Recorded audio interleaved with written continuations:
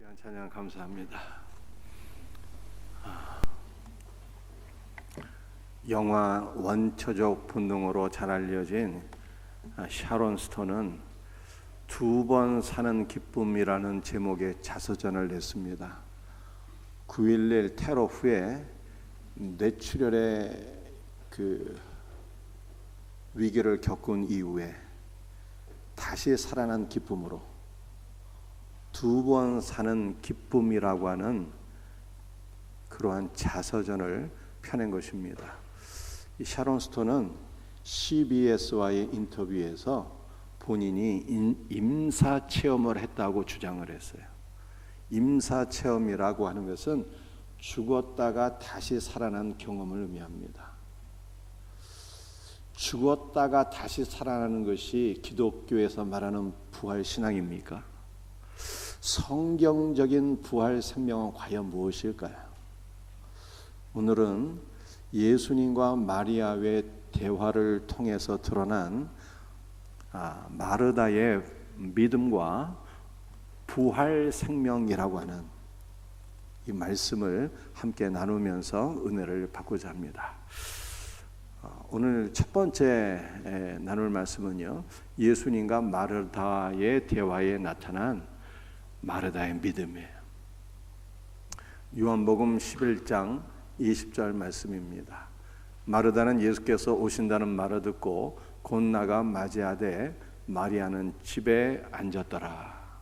예수님께서 사랑하는 친구 나사로가 병들어 죽게 되었다라고 하는 소식을 듣게 되었습니다.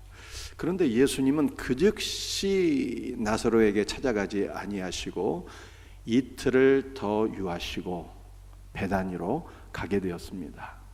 예수님께서 베다니에 도착했을 때는 나사로가 이미 죽어서 죽은 지 나흘이나 되었고 장례식이 진행되고 있었습니다.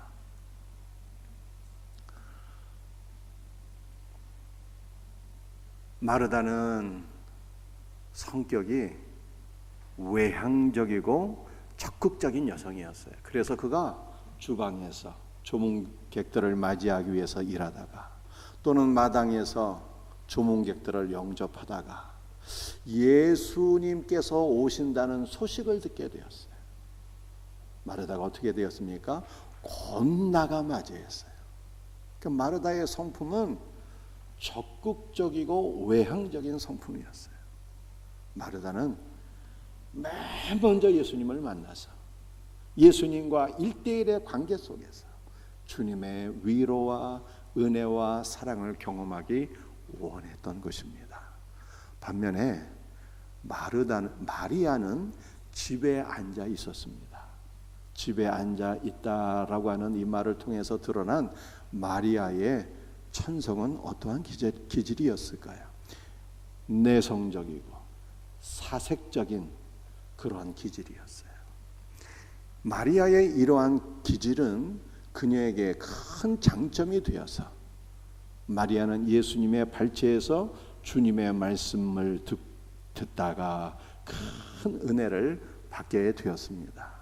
그런데 이러한 마리아의 내성적이고 사색적인 기질은 오빠 나사로가 죽는 큰 슬픔의 시간에는 그에게 고통의 덫이 되었습니다. 마리아가 자신의 슬픔에서 빠져나오지 못하고 마음이 우울하고 큰 고통을 당함으로 말미암아 많은 위로를 받게 되었더라. 이것이 마리아가 집에 앉았더라라는 말 속에 내포된 의미가 됩니다. 그러니까 마르다와 마리아는 완전히 다른 성격의 다른 성향의 그러한 사람이었던 것을 성경이 말씀하고 있습니다. 이 마르다와 마리아의 신앙을 보여주는 말씀이 우리 21절과 32절 말씀인데요. 우리 32절 말씀 한번 읽어보겠습니다. 마리아가 예수 계신 곳에 가서 배웠고 그 발 앞에 엎드려 이르되 주께서 여기 계셨더라면 내 오라비가 죽지 아니하였겠나이다. 예수님이 오셔서 너를 찾으신다라고 하는 말을 듣고 그제야 마리아가 정신을 차리고 예수님께 나아가 예수님 발 앞에 엎드리게 됩니다. 여러분들, 마르다와 마리아는요, 그 신앙이 아주 전혀 상반된 그런 여성이었습니다. 마르다는 열정이 있었어요. 맨 먼저 주님을 만나보기를 원했습니다. 사랑의 열정에서는 마르다의 신앙이 앞섰어요. 그러나 마리아는 무엇이 있었습니까? 주님을 만났을 때에 주님의 발 앞에 엎드렸어요. 마리아의 신앙은 예수님을 전적으로 의존하는 신앙이었고 주님 앞에 겸손한 신앙이었던 것입니다. 그러나 예수님을 만났을 때에 마르다가 한 말과 마리아가 한 말을 보게 되면 동일한 고백을 했어요. 두 자매의 말이 동일했습니다. 뭐라고 예수님께 말했을까요? 21절 한번 읽어보겠습니다. 마르다가 예수께 여짜오되 주께서 여기 계셨더라면 내 오라비가 죽지 아니하였겠나이다. 마르다와 마리아의 말이 동일했습니다. 이 말은 예수님을 원망하는 말은 아니었어요. 예수님, 왜 이렇게 늦게 오셨어요? 주님이 조금만 빨리 왔으면 내 오라비 나사로가 죽지 아니하였겠나이다. 이렇게 불만하고 원망한 것은 아니었습니다. 전능하신 하나님, 주 예수 그리스도의 능력을 신뢰하는 믿음의 고백이었어요. 주님이 여기 계셨더라면 내 오라비 나사로가 아무리 중병에 걸렸을지라도 결단코 죽지 아니하였으리라. 병든 자를 치료하시는 주님의 능력을 신뢰하는 그러한 믿음의 고백이었던 것입니다. 그러나 이 마르다와 마리아의 고백에는요, 부족한 면도 있었어요. 온전한 신앙 고백은 아니었습니다. 마르다나 마리아가 뭐라고 얘기했습니까? 주께서 여기 계셨더라면 이라는 말을 통해서 예수님의 신적인 능력을 제한했던 것입니다. 백부장은 뭐라고 신앙을 고백했습니까? 주여 내 집에 들어오심을 감당치 못하겠나이다. 주님이 멀리 계실지라도 말씀만 하시면 내 하인이 즉시로 낫겠나이다. 이렇게 고백했는데 마르다나 마리아에게는 이 백부장의 온전한 믿음은 부족했다라고 성경이 말씀하고 있는 것입니다.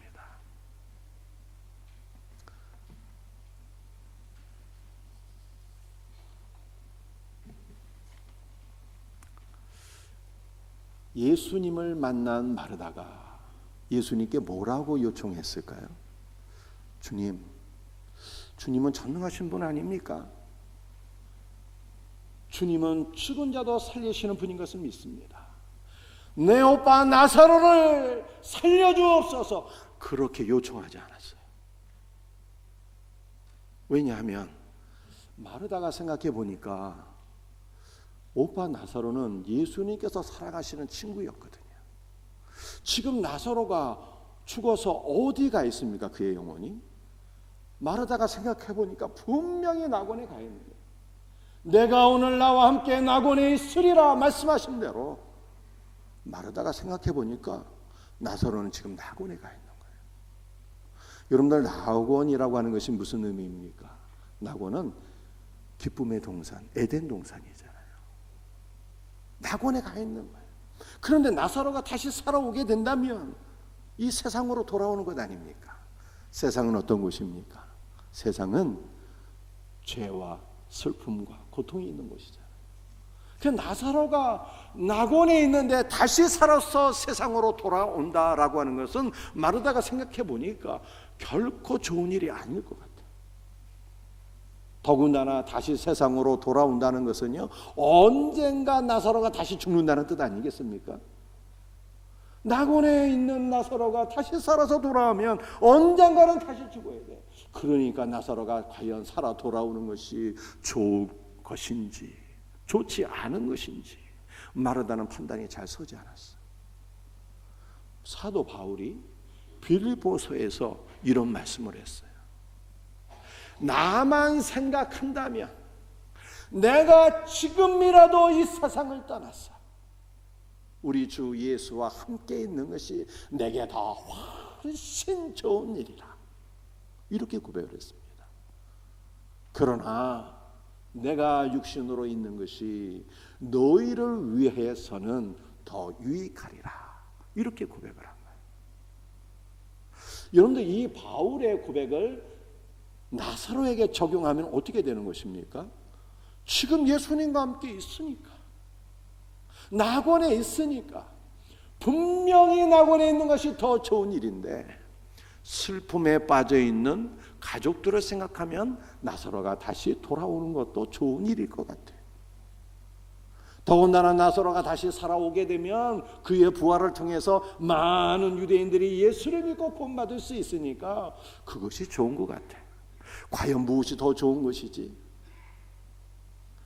내 오빠 나사로가 낙원에 주님과 함께 있는 것이 좋은 것인지, 아니면 그가 다시 살아 돌아오는 것이 좋은 것인지, 마르다가 잘 판단이 서지 않는 거예요. 그래서 마르다가 22절에 이렇게 주님께 요청한 것입니다. 주여, 내 판단은 정확하지 않습니다. 나는 나사로가 살아오는 것이 좋은 일인지 나쁜 일인지 잘 모르겠습니다. 주님께서 원하신다면, 주님께서 기도하신다면, 주님께서 원하시는 것을 하나님께서 이루어 주실 것을 믿습니다. 이렇게 고백을 한 거예요. 즉 마르다의 신앙은요, 자신의 판단, 자신의 뜻을 구하는 것이 아니라 주님께 판단을 맡기고 주님의 뜻이 이루어지기를 원합니다. 이렇게 기도한 것입니다. 얼마나 성숙한 신앙이에요.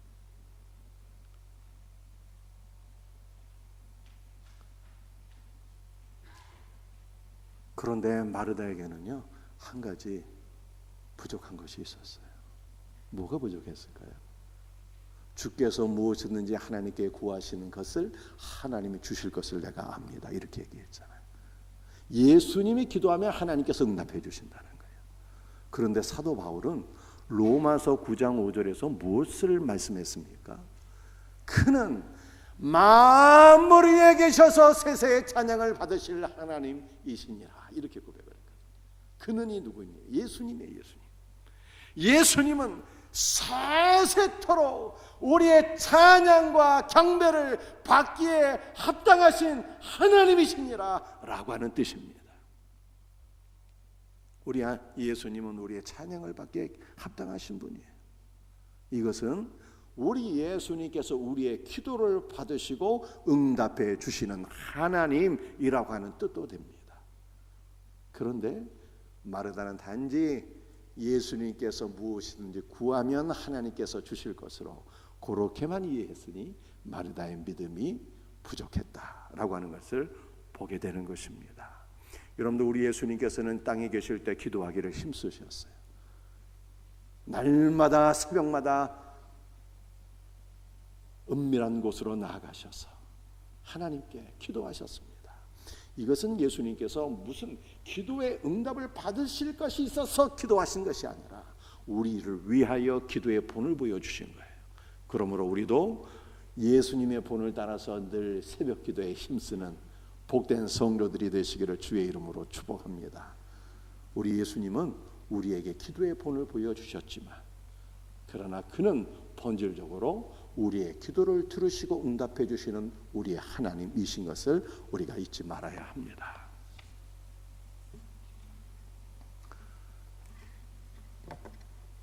오늘 우리가 두 번째로 좀 더 살펴볼 것은 예수님과의 대화에서 드러난 마르다의 믿음을 좀 더 살펴보고, 그 가운데 성경적인 부활 생명이란 과연 무엇인가, 이것을 살펴보며 함께 은혜를 받기를 원해요. 요 말씀이 핵심이니까 경청하여 잘 들을 수 있기를 바랍니다. 11장 23절에서 24절 말씀 함께 읽어보겠습니다. 예수께서 이르시되 내 오라비가 다시 살아나리라.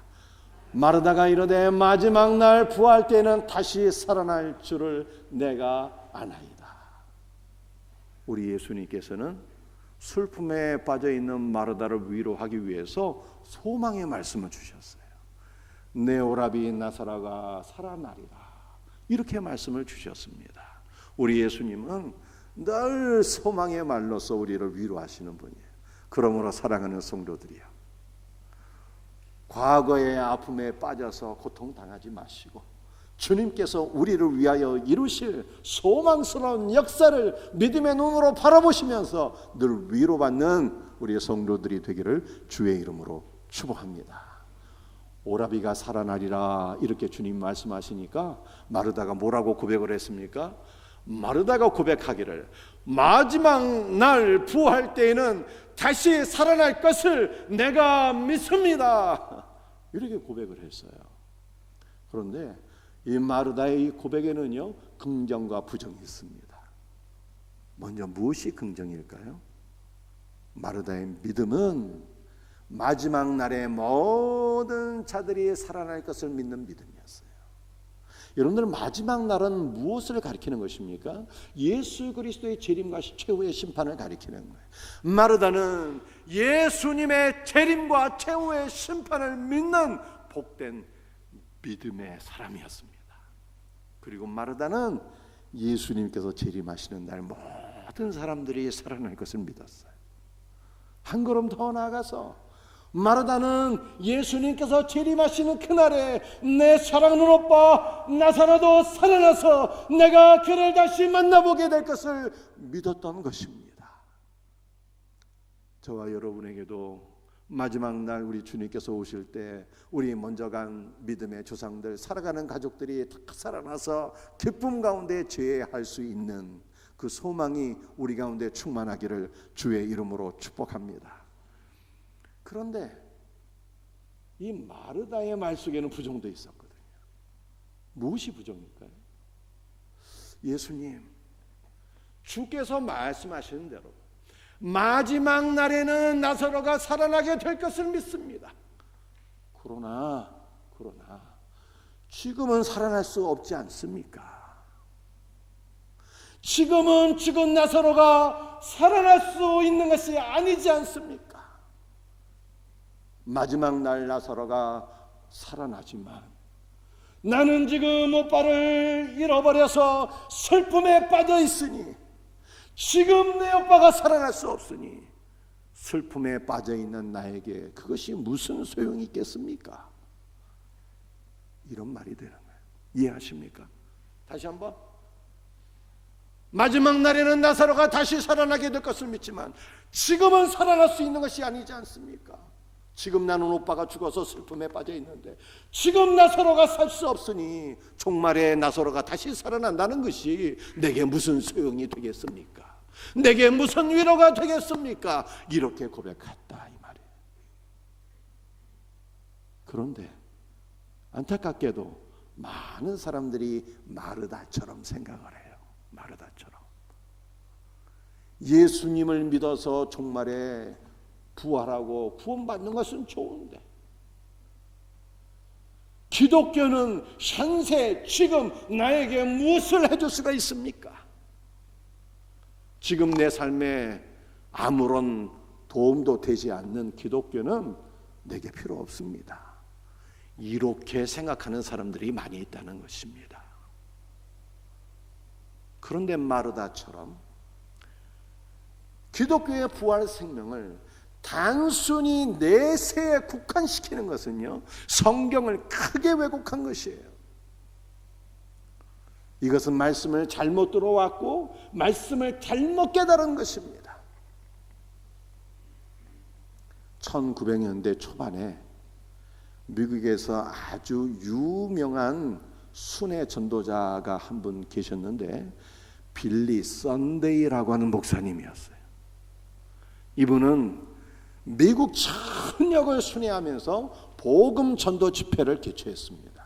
가는 곳마다 텐트를 치고 많은 사람들을 초대해서 복음을 선포했는데 이 빌리 선데이 목사님이 텐트를 치게 되면 텐트 입구에서부터 강대상까지 가운데 큰 통로를 내고 그 통로 위에 5cm 두께의 톱밥길을 깔아 놓았어요.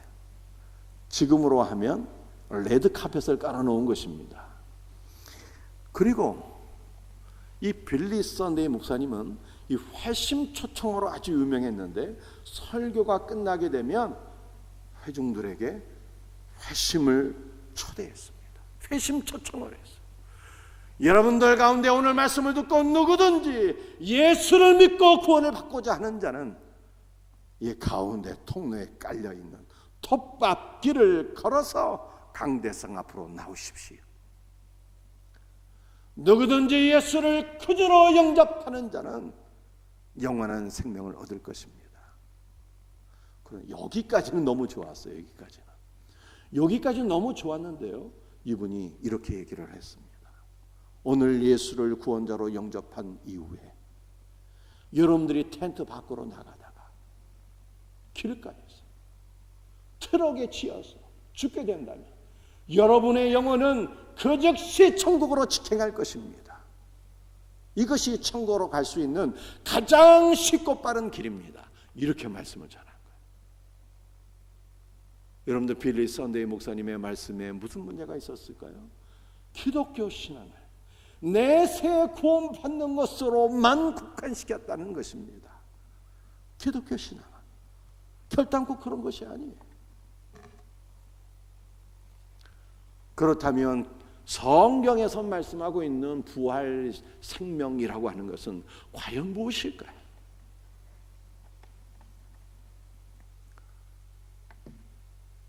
요한복음 11장 25절 말씀은 이 부활에 관한 말씀 가운데 가장 유명한 말씀이 우리가 잘 알고 있는 말씀이잖아요. 요한복음 11장 25절 말씀을 한번 스크린 보시고 크게 한번 읽어보십시다. 예수께서 이르시되 나는 부활이요 생명이니 나를 믿는 자는 죽어도 살겠고 무릇 살아서 나를 믿는 자는 영원히 죽지 아니하리니 이것을 내가 믿느냐. 할렐루야. 여러분들, 예수님께서 하신 이 말씀이 과연 무슨 뜻일까요? 우리 예수님은 마르다에게 나는 부활이요 생명이라 라고 말씀하셨어요. 여러분들, 요한복음에 나타난 특별한 용법인데 나는 뭐뭐뭐다, 나는 뭐뭐뭐다 라고 말씀하신 것은요, 원어로 보게 되면 에고 에이미라고 하는 단어인데 이것은 나는 스스로 존재하는 여호와 하나님이다 라고 하는 뜻입니다.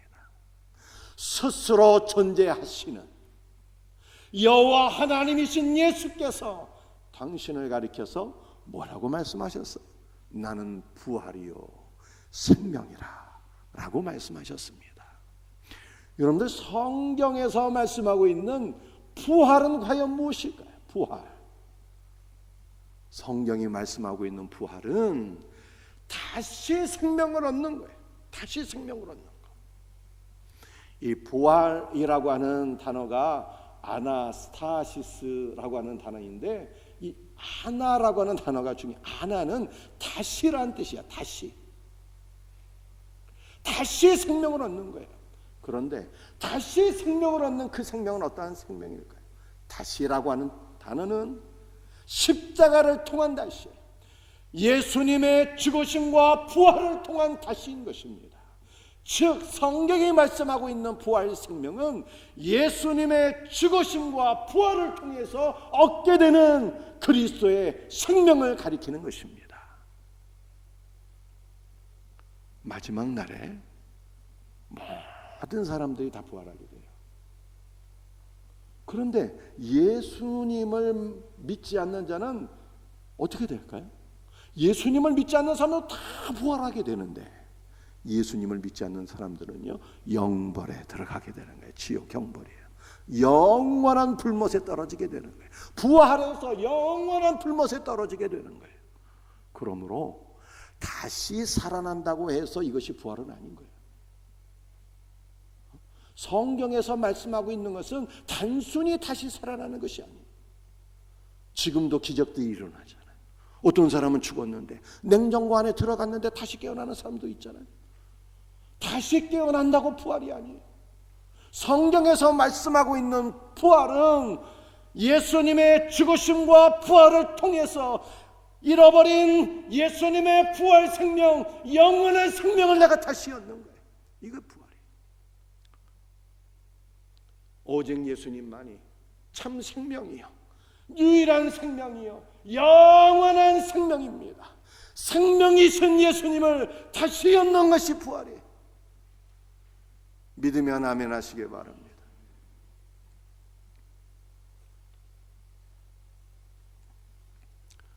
우리 예수님께서 또한 이렇게 말씀하시잖아요. 나를 믿는 자는 죽어도 살겠고 무릇 살아서 나를 믿는 자는 영원히 죽지 아니하리라.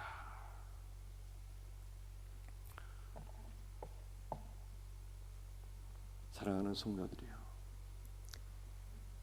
사도 바울이 갈라디아 2장 20절에서 이런 고백을 합니다. 기독교의 부활신앙이 과연 무엇인가? 나를 위해서 십자가에 못 박혀 죽으신 예수 그리스도는 나를 그리스도와 함께 죽게 하셨고, 나를 위하여 십자가에 못 박히신 주 예수 그리스도는 지금 내 안에 살아계시는 분이다 라고 바울이 고백을 했어요. 여러분들, 우리가 그리스도와 함께 십자가에 못 박혔다는 것이 무슨 뜻입니까? 그것은 이제 더 이상 내가 나로 사는 것이 아니다, 이 뜻이에요. 내가 그리스도와 함께 죽었기 때문에 나는 더 이상 나로 사는 것이 아니에요. 내 생각과 내 판단과 내 혈기와 내 고집대로 사는 것이 아니라는 것입니다. 그러므로 우리가 가정에서, 교회에서, 직장에서, 모든 삶의 공동체에서 그리스도와 함께 죽은 자로 나타나게 될 때, 그때 그리스도께서 일하시고 그리스도께서 영광을 받으시고 그리스도의 부활 생명이 모든 공동체에 충만하게 넘쳐서 많은 영혼들이 구원받게 될 것을 믿으시길 바랍니다. 우리는 그리스도 안에서 죽은 자로 살아야 돼요. 그런데 바울이 또한 말씀하기를 십자가에 못 박혀 죽으신 그리스도께서 지금 어디에 살아계신다고 말씀하고 있어요.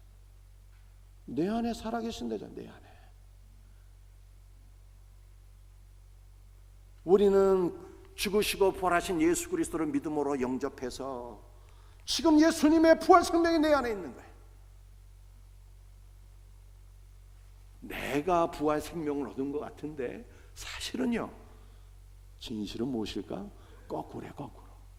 그리스도의 부활 생명이 내 영혼 안에 침투해서 내 영을 살리시고, 그분이 나의 마음도 취하시고, 그분이 나의 삶을 변화시키고, 그 부활 생명이 나의 삶을 복되게 한다는 것입니다. 할렐루야. 그러므로 사랑하는 성도들이요, 성경이 말씀하고 있는 부활은 내세에 국한된 것이 아니에요. 우리가 주 예수 그리스도를 믿게 될 때 그리스도의 부활 생명이 여러분 안에 침투하는 거예요. 여러분의 영을 살리시고 슬픔과 두려움에 빠져있는 여러분의 마음도 주님께서 온전케 하시고, 그 부활 생명이 우리의 삶을 변화시키고 우리를 담대하게 하고 우리의 삶을 복되게 하실 것을 믿으시길 바랍니다. 할렐루야. 그래서 예수님이 이렇게 말씀하시는 거예요. 나를 믿는 자는 죽어도 살겠고 살아서 나를 믿는 자는 영원히 죽지 아니하리라.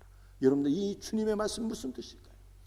나를 믿는 자는 죽어도 살겠고, 육신의 생명이 다하여서 죽을지라도 마지막 날 예수님께서 재림하실 때 우리 육신이 다시 부활하게 되고 우리의 영혼과 육신이 주님과 영원한 연합 가운데 들어가게 되는 거예요. 생명이신 예수 그리스도와 온전한 연합 가운데 들어가게 되는 역사가 일어나게 될 것을 믿으시길 바랍니다. 그런데 기독교의 부활신앙은 내세만 국한되는 것이 아니거든요. 주님께서 뭐라고 말씀하셨습니까? 멀어 살아서 나를 믿는 자는 영원히 죽지 아니하리니, 영원히 죽지 않는다는 것이 무슨 뜻입니까?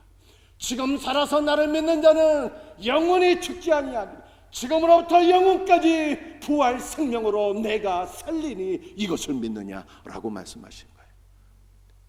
그리스도의 부활 생명은 지금 내가 살아있을 때 내 삶 가운데 역사하는 생명인 거예요.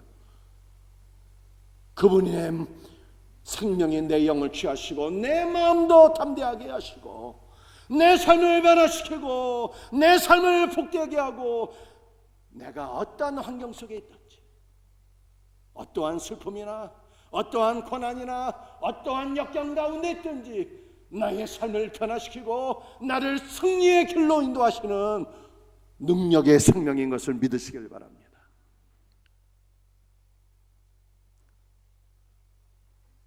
그랬더니 주님이 이렇게 말씀하시니까 마르다가 믿음을 고백합니다. 이 마지막 말씀이요, 이 말씀 잘 들으셔야 돼요. 27절, 주여 그러하이다. 주는 그리스도시요 세상에 오시는 하나님의 아들이신 줄 내가 믿나이다. 마르다가 말씀을 깨달은 거예요. 주님의 말씀이 맞습니다. 이렇게 고백했어요. 말씀을 깨달은 거예요. 말씀을 깨닫는 은혜가 있기를 주의 이름으로 축복합니다. 예수님의 말씀이 맞습니다. 죽으시고 부활하신 예수 그리스도의 생명이 내 영을 살리고 내 슬픔에 빠진 마음도 새롭게 하시고 내 삶을 복되게 하시고, 어떠한 위기나 고난이나 역경 가운데 있을지라도 그리스도의 생명이 나를 승리의 길로 이끄시는 것을 믿습니다. 마르다가 이렇게 고백을 했어요. 그것뿐만이 아니에요. 마르다가 또한 고백하기를, 주는 그리스도시요 세상에 오시는 하나님의 아들이신 줄 내가 믿나이다. 이렇게 고백을 했어요. 사랑하는 성도들이요, 예수님의 말씀을 듣기 전까지는 마르다가 종말에 오시는 예수님, 마지막 날에 오셔서 죽은 자를 살리신 분으로만 알았거든요. 그런데 예수님의 말씀을 듣고 마르다가 믿음이 확 깨어나 버렸어요.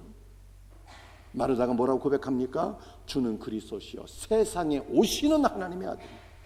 여러분들, 오신다는 단어가요 현재 분사형이야. 이 현재 분사형이라는 것은 무슨 뜻인가 하면, 내가 어떠한 상황 속에 있을지라도, 내가 어디에 있을지라도 언제든지 나에게 찾아오셔서 나를 붙잡아 주시고 나를 위로해 주시고 나와 함께 하시며 나를 승리의 길로 인도하시는 분이라고 하는 거예요. 마르다가 놀라운 신앙을 고백합니다. 언제나 나와 함께 하시는 그리스도시요 언제나 나와 함께 하시는 하나님의 아들이신 것을 믿습니다. 이렇게 고백을 한 거예요. 이 마르다의 신앙이 우리의 신앙 되기를 예수님의 이름으로 축복합니다. 사랑하는 성도들이요, 한국교회는요 마르다에 대한 신앙이 이 평가가 너무 야박하거든. 그러나 우리는 성경 말씀을 통해서 마르다를 재평가해야 돼요. 정말로 마르다의 신앙을 본받아야 합니다. 여러분들, 마태복음 16장 16절은 베드로의 신앙 고백이잖아요. 베드로의 신앙 고백은 초대교회 모든 성도들의 신앙 고백이었고, 모든 성도들의 신앙 고백의 표준이요 모델인 것입니다. 베드로가 예수님께 뭐라고 신앙 고백을 했어요? 주는 그리스도시요 살아계신 하나님의 아들이라고 했어요. 그런데 마르다의 신앙 고백과 베드로의 신앙 고백이 다릅니까? 동일합니까? 스크린 보시고, 달라요? 동일합니까? 주는 그리스도시요 하나님의 아들이신 것을 내가 믿나이다. 마르다가 그렇게 고백했는데 베드로의 신앙 고백과 동일하잖아요. 제가 보니까 오히려 베드로의 신앙고보다 더 우월한 면이 있어요. 마르다는 언제나 나와 함께 하시는 나의 그리스도시요 언제나 나와 함께 하시는 나의 하나님의 아들이십니다. 이렇게 고백을 했으니 오히려 더 우월한 신앙 고백이에요. 말씀을 마치겠습니다. 사랑하는 성도들이요, 성경이 말씀하고 있는 부활은 어떤 것일까요? 단순히 깨어나는 게 아니에요. 예수님 없이 다시 깨어나게 되면요 그냥 영벌에 들어가는 거예요. 영벌에. 성경이 말씀하고 있는 부활은 죽으시고 부활하신 예수 그리스도를 통해서 그리스도의 생명을 다시 얻는 거예요. 내가 얻는 것 같지만 사실은 내가 얻는 것이 아니에요. 우리가 그리스도를 믿을 때 그리스도의 생명이 우리 영혼 안에 침투해서 우리 영을 살리고 우리의 마음도 새롭게 하며 그리스도의 부활 생명이 나의 삶을 변화시키고 나의 삶을 복되게 하는 거예요. 그러므로 그리스도의 부활 생명은 우리의 현세와 내세를 복되게 하는 생명이에요. 이 복된 은혜가 우리 모두에게 경험되어지기를 주 예수의 이름으로 축복합니다.